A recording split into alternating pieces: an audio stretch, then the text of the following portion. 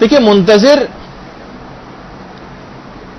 اس بات کا انتظار کر رہا ہوتا ہے کہ امام کب آئیں گے اور کب آ کر قوانین الہی کا اجرا کریں گے،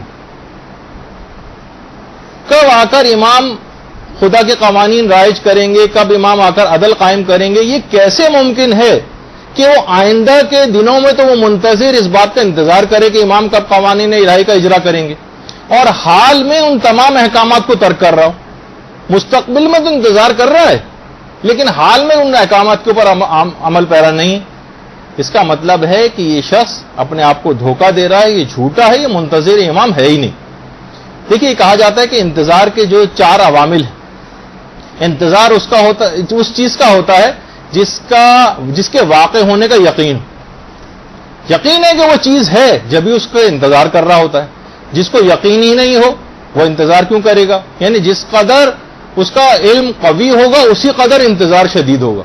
یہ ہے یعنی ایک چیز ہے، 4 عوامل ہوتے ہیں انتظار کے، جس میں سے پہلا عامل یہ ہے کہ انتظار اس چیز کا کیا جاتا ہے جس کے واقع ہونے کا یقین ہوتا ہے۔ کسی کو واقع ہونے کا یقین ہی نہ ہو، شک و شبہ اس کے دل میں پایا جاتا ہے، وہ انتظار بھی نہیں کرے گا۔ دوسرا عامل انتظار کا کیا ہوتا ہے؟ اس چیز کے وقوع کو قریب سمجھنا، یعنی جتنا اس کے وقوع کو دور سمجھے گا اتنا ہی انتظار ضعیف ہو جائے گا۔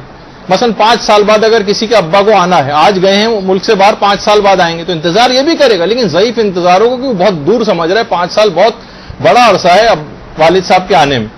لیکن وہ کہے کہ والد صاحب جو ہے جہاز میں بیٹھ گئے اور کسی وقت آنے والے ہیں اور فلائٹ پہنچنے ہی والی ہے، بار بار فون کر رہا ہے، جس کے وقوع کو بہت قریب سمجھے گا انتظار زیادہ شدید ہو جائے گا۔ ٹھیک ہے نا؟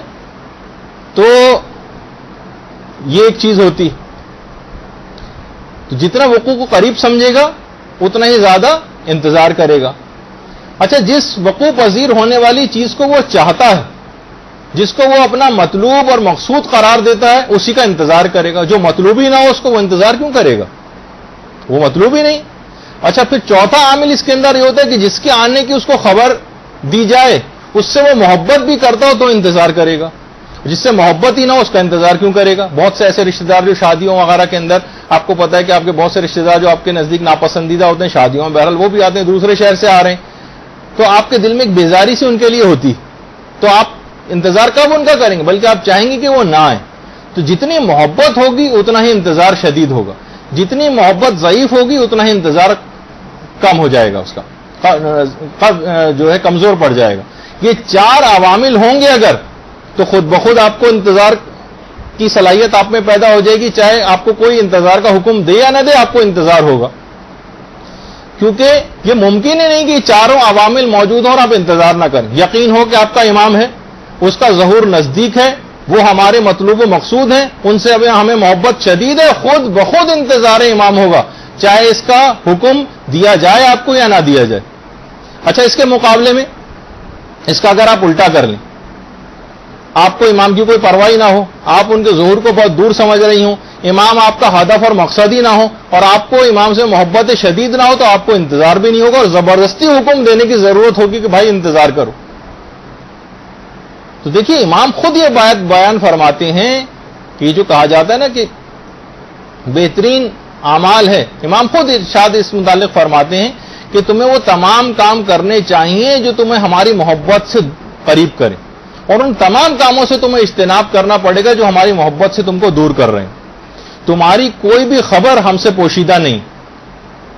دیکھیے خدا کی طرف سے ہدایت کا جو وسیلہ ہے، ہدایت کا وسیلہ وہ امام ہے۔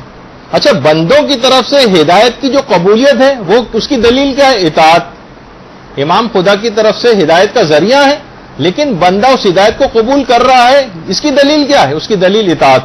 اگر امت اطاعت پر آمادہ ہی نہ ہو تو خدا کو بھی کوئی جلدی نہیں ہے، کوئی جلدی نہیں ہے اسے۔ تو آپ کو چاہیے کہ امام کے لیے کوئی کام کریں، کوئی خدمت انجام دیں۔ جب بلاوا آئے تو آپ میں کوئی ایسی صلاحیت پائی جاتی ہو کہ آپ کو کوئی خدمت انجام دینے کے لیے اٹھایا جائے، محض تماشائی کے طور پر آپ نہ اٹھائی جائیں قبر سے، اور نہ اٹھایا جائے گا اس طرح سے کہ چلیے بھائی آئیے دیکھیے کیسے حکومت ہوتی ہے، ہم تماش بین کی طرح سے کھڑے ہو جائیں جا کر وہاں۔ تو یہ جو تندرستی ہے آپ کی، فراغت ہے آپ کی، اس کو آپ کام میں لے کر آئیں۔ برحمتك يا أرحم الراحمين وصلى الله على محمد وآله الطاهرين.